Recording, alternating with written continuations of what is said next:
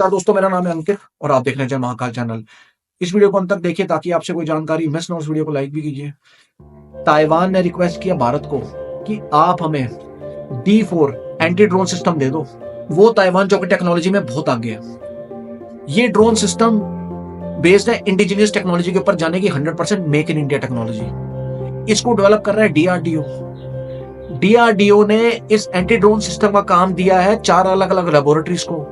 उन्होंने इस anti drone system को इंटीग्रेट किया, उसके बाद मैन्युफैक्चर किया हमारी भारतीय इलेक्ट्रॉनिक लिमिटेड ने। एंटी ड्रोन सिस्टम का मतलब होता है कि दुश्मन के ड्रोन्स को हवा में ही तबाह कर देना। D4 stands for drone detection, deterrence and destruction. Operation Sindoor के दौरान पाकिस्तान ने ड्रोन्स यूज किए, टर्की के Bayraktar TB2 swarm drones, China के ड्रोन्स। टर्की तो अपने ड्रोन्स के ऊपर बड़ा उछलता था। एक टाइम जब टर्की ने अजरबैजान को ड्रोन्स दिए थे अपने बायरक्तियार आर्मेनिया के खिलाफ, हमारे इस एंटी ड्रोन सिस्टम ने हवा निकाल दी। जब से ऑपरेशन सिंदूर में इसने अच्छा परफॉर्म किया ना, तब से इस ड्रोन सिस्टम का लोहा माना जा रहा है पूरी दुनिया के अंदर। अगर मैं बात करूं इसके बेसिक फीचर्स के बारे में, तो सबसे पहले फीचर है आइडेंटिफिकेशन एंड डिटेक्शन।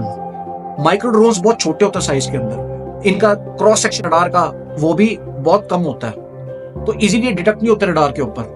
तो ये जो एंटी ड्रोन सिस्टम है ना, इसके अंदर रेडियो एक्टिव सेंसर्स लगे हुए हैं। बहुत सारे ऐसे ड्रोन्स हैं जो रेडियो एक्टिव बीम्स यूज करते हैं, तो जो सेंसर्स है ना, वो उन बीम्स को पकड़ लेते हैं और ड्रोन्स को डिटेक्ट कर लेते हैं। इसके अंदर इंफ्रारेड सिस्टम भी लगा हुआ है। इंफ्रारेड सिस्टम रात के टाइम में भी ड्रोन्स को इजीली डिटेक्ट कर लेता है। इलेक्ट्रो ऑप्टिकल सेंसर्स भी इसके अंदर लगे हुए हैं, जो कि इजीली ड्रोन्स को विजुअलाइज कर लेते हैं। अब ये जो इंफ्रारेड सिस्टम है और ऑप्टिकल इलेक्ट्रो सिस्टम है ना, ये 360 डिग्री की कवरेज देते हैं।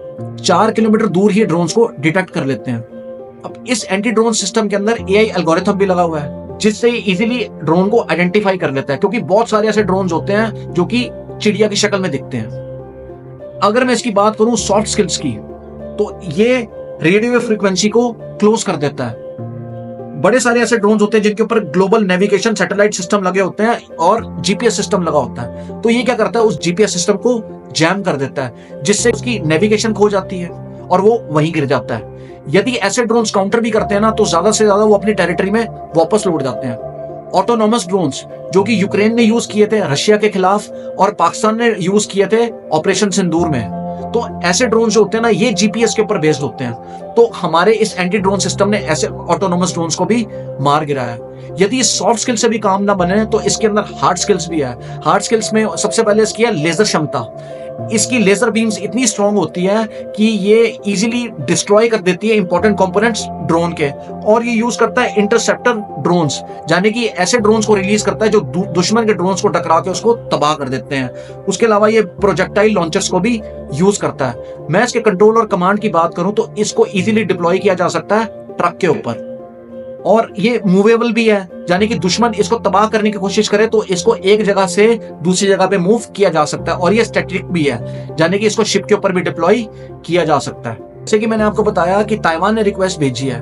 भारत की टेंशन तो चाइना के साथ बढ़ ही रही है, और यदि चाइना को हर्ट करना है तो भारत को ताइवान को सपोर्ट करना बहुत जरूरी है। चाइना और ताइवान के रिलेशंस अच्छे नहीं है। चाइना हमेशा से चाहता है कि मैं ताइवान के ऊपर कब्जा कर लूं, और वो ड्रोन इनकर्जन्स करता भी रहता है ताइवान की टेरिटरी के अंदर।